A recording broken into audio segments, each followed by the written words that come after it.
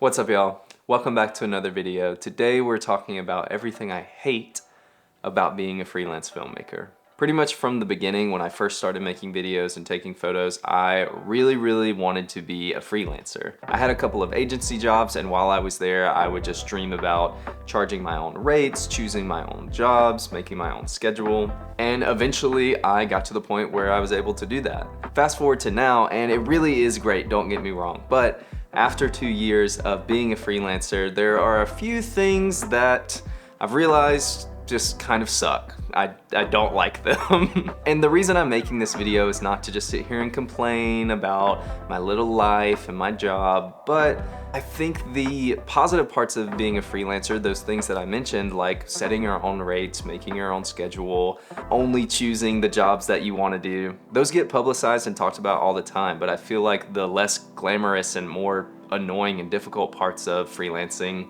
just kind of get swept. There's a rug right here. You can't see it in the frame, but they just kind of get swept under the rug. So if that is you, if you relate to any of these, or if there's something that I don't mention that you struggle with that pertains to being a freelancer, drop it in the comments down below. I'd love to chat with you about it. So based on the concept and the title, this is going to be a pretty negative video, but at the end of this video, I'm going to talk about some ideas and things that I'm implementing in 2024 to pretty much mitigate a lot of these negative things. With all that said, let's get into everything I hate about being a freelancer. So number one is there are really high highs and there are really low lows. We're talking floods and droughts. So when I started freelancing in January of 2022, I set a goal for myself. I wanted to make $4,500 each month before tax. And for 14 or so months, I did that. There were some months where I came in a little bit below,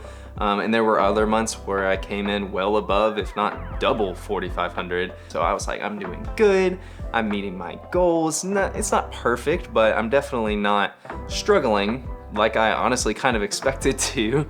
And then around May of 2023, I hit my first slow period, my first drought. So in that time, for about 6 to 7 weeks, I had 2 jobs, I think, one of them being just like a one-off day rate job and the other being a very small little 3-person shoot that I did. All that to say, I did not make a lot of money those 2 months. And I'm very grateful and privileged to be in a dual income situation where my wife has a full-time job, she's a teacher, and she was working full-time bringing in money, and I had money saved up from the previous year and all my previous jobs. So I wasn't in a terrifying financial situation, but that didn't mean that I wasn't stressed out. The first 2 weeks of not having jobs, I wasn't really worried about it. I was like, oh, this is kind of nice. I can catch up on logistical things or make a YouTube video or work on a spec project or do something fun. But around that 3rd week, I was like, oh, I need to invoice somebody. I need to do a job.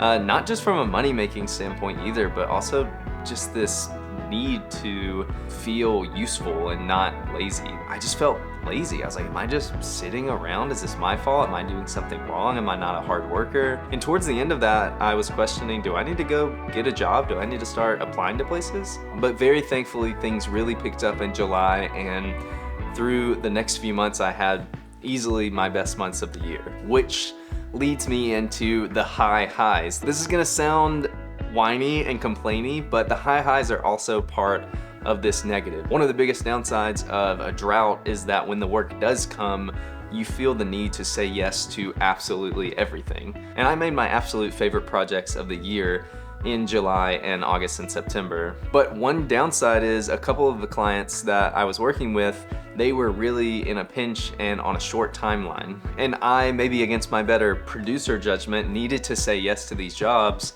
and just stay up all night, stay up till 2, 3 a.m. editing to get these jobs done. Because I couldn't say no. I didn't have the mental or financial backing to say, no, like I'd rather not do that. It doesn't seem like a great setup. It seems like something that might lead to me not fulfilling my end of the bargain or not delivering on time. I just had to say yes, yes, yes, yes, yes. And there was a point in late September, I think, or late August, where I had 2 deadlines in the same week while I was out of town on another shoot. So I'm out of town, traveling, shooting 10 to 12 hour days, and then editing during those nights at the hotel to get these projects done, which, because it's not the client's fault, it's my fault for saying I was gonna do something and not fulfilling my end of the bargain.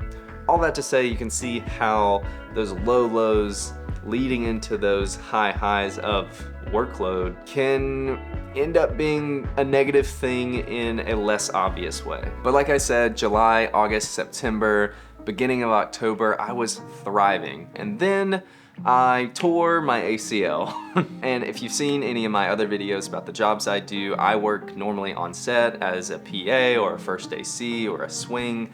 Something where I am moving C-stands and carrying gear and holding cameras and operating cameras, and not being able to walk in certain directions and having extreme pain in my leg and having to have surgery. I wasn't able to take jobs for another 6 weeks, which led into Christmas. And I'm getting a little rambly about the high highs and the low lows, but I did want to make sure I mention the injury because I don't know a ton about insurance.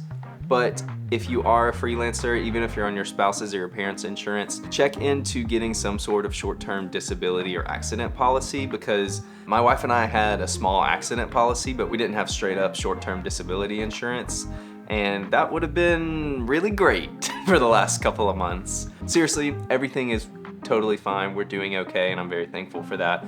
But if you are freelancing, especially if you are a physical worker, or if there's any type of injury or sickness that could stop you from doing whatever it is you do, check out short-term disability insurance. But that leads us on to number 2, and you most likely heard this one before, but you are wearing all of the hats. So my career goal is to operate mainly as a director of photography, a DP. But right now I'd say I do that maybe 30% of the time. The rest of the time, like I said, I'm working as a first AC or a grip or a PA or a bookkeeper doing my taxes, or a producer scheduling and talking with clients, or a full service small production company talking to a client, taking a project, doing the pre-pro, scheduling the shoot, shooting the shoot, editing, coloring, doing text graphics, which I'm not good at, but sometimes I do all of those things and take all of those things on instead of sparsing them out because of those low lows. I need the money. I need to bring in as much of that budget back into my company and my wallet as I can. And don't get me wrong, I love having those skills, and having those skills and running your own business are of course super important things regardless of what type of business you're running. But sometimes I wonder if I could reach my goal of being mainly a DP by doing exactly that, only taking jobs where I'm behind the camera, only taking jobs where I'm working on a project that I think is gonna make me better or take me to a higher level or give me some kind of opportunity to do bigger budget jobs. And there's definitely part of that that really is just me whining and being like, I hate having to do my taxes, or I hate having to schedule all of those things. But there is a little bit of it where I'm like, how do I specialize? How do I stop being a one-person band production company? How do I stop just being an assist on a set? How do I get to that next level? And speaking of doing things that I don't like doing, that leads us to number 3. Everything you do is self-discipline.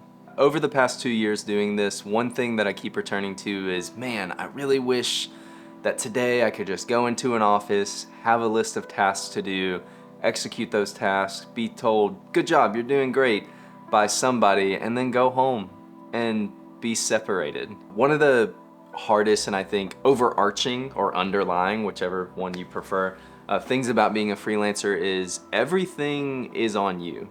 If something goes wrong, it's your fault. There's no one else to blame. Even as much as I might try to blame someone else in my head or say, the client did this, the client was late, the client blah, blah, blah, blah. I'm the one saying yes, I'm the one saying I can get that done, I'm the one saying that sounds good. If something goes wrong, it's my fault. There are obviously circumstances where something will go wrong that is totally out of your control, and that's not your fault. And even if it is your fault, you grow and you learn, and it's gonna be okay. I'm not trying to scare you away from freelancing with the weight of responsibility. Like, if I can do it, you can. Trust me, if I can do it, you could 100% do it. And sometimes I go weeks and months without even thinking about that concept, and then some weeks I'm like, dang, Everything I do, I have to make myself do. Even to the point of what time I start working, what time I get out of bed, when I send emails, when I edit a video, when I stick to deadlines. Because even if you set a deadline, there's no one hanging over your head. Unless you're late on a deadline, the client isn't normally gonna be like, hey, make sure you've started working on that thing so that 4 to 5 days from now when it's due, we're in a good place. At a normal job, you might have a boss or a supervisor, checking in on your progress, giving helpful tips here and there. But as a freelancer, that's you. I have had to learn, and to be super transparent, I am still needing to learn that I have to check in with myself from a career perspective and be like, hey, have you started that thing? Because if you work on it for a couple hours every day until the deadline, it's gonna be done and good. But if you wait until the day before the deadline, it's gonna be late and mediocre, and you're gonna look bad and probably lose this client. And that's the most obvious and also the most intense example of the whole self-discipline thing. But yeah, everything is self-discipline. And that one is a mix, because obviously self-discipline is very good and developing self-discipline is very good. It's also very difficult. So maybe we'll file that one not specifically in the negatives, but just one of the more difficult parts of being a freelancer. You are your supervisor, you are your boss, it's just you. Which brings me to number 4, it's just you. So I'm a very social person. I think I lean extroverted on that kind of scale or percentage of introvert versus extrovert. And I hate being alone all day. My nightmare day of work is I wake up, I do some work here, I eat lunch here, I do more work here. My wife comes home, we watch TV and eat dinner here, and then I go to bed here. The concept of being here and not being social and not collaborating and not talking to people and just being in the same place all day, I do not enjoy that. I really try to break up my day by going to the gym in the morning, going and working at a coffee shop, making sure I have social things to do in the evenings, or just going on a walk. It's insane how just walking down the street and back up splits my day, and it's like, oh wow, I'm glad I didn't stay in my house all day. And this is definitely gonna vary from person to person. This depends on a personality type, but I really do miss the concept of collaborating with people, of having a team and being given a problem to solve and bouncing ideas off of those people, getting reassurance or getting your ideas turned down, or having to pick through your ideas because someone smarter than you or more experienced than you is telling you hey, maybe rethink that a little bit. I definitely get aspects of that, especially when I'm on set. That's another great part about being on set is it is teamwork and it is collaboration and it is problem solving. But the weeks where I'm just editing or doing logistical things, I'm like, dang, I am tired of sitting around here by myself. Number 5, and I'm gonna keep this one short and sweet, your hobby becomes your job. So a lot of us, especially if you're in a creative field, you are doing something that at some point was a hobby, at some point was something that fulfilled you and that you love, and I hope that it still is. This is still something that fulfills me and that I love, even when I'm doing it for work. But when work is going really well, when there are a lot of jobs coming in and when you are making good money or doing a lot of things, if those jobs specifically aren't creatively fulfilling, it is a little difficult to push myself to do creatively fulfilling work outside of that. It's a little difficult to get out my camera or edit something or shoot something when that's all I've been doing elsewhere. So that's my list of everything I hate about being a freelancer. I do want to end with some positivity and hit y'all with a list of things that I'm gonna be implementing in 2024, or at least ideas that I have to mitigate these things and kind of overcome these things moving forwards. So let's hit them in order.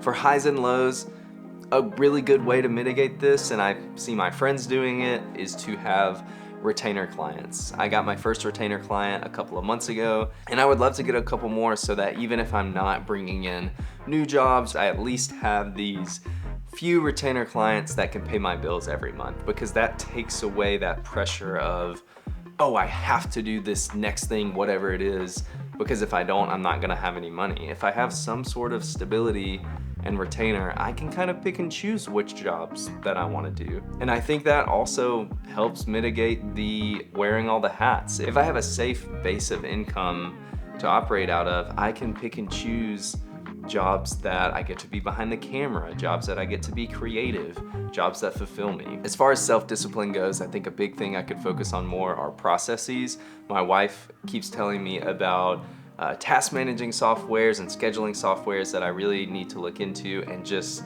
organize and streamline all my processes, all my invoicing, all of my scheduling, and really just setting myself up for success to not drop the ball and not let clients down and not overpromise and underdeliver, but do the opposite, underpromise and overdeliver. I think the being alone all the time problem can be helped by just having more jobs and getting more jobs. So I'm wanting to do more outreach and connect with directors and DPs and ACs that are working on the type of commercials that I really want to work on. And lastly, as far as overcoming my hobby being my job, I need to make more YouTube videos. And whether that's a spec commercial or something like this or something more cinematic like last week's video, my 2023 recap. The crazy thing about the whole like, oh, your hobby is your job is once I do pick up my camera and start making something, I'm not like sitting there complaining about how I always have to do this, I always have to be shooting something because it's my job. No, once I start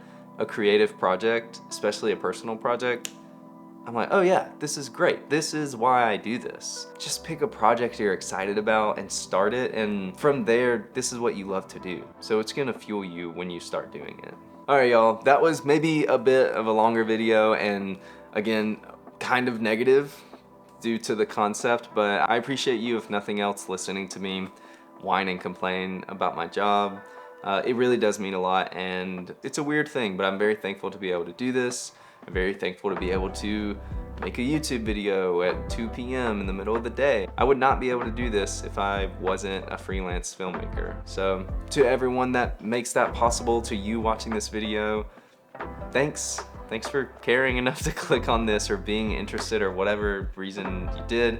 If you enjoyed it, if you got any value out of this, please hit the like button down below. Again, if you are a freelancer, comment down below and let me know, one, if you experienced these things, and two, kind of your thoughts and takes on it. I know a lot of this is just my personal perspective, so I assume a lot of people deal with those things, but in different ways than I do, maybe better ways than I do. Thank you genuinely so much for watching. It means the world to me, and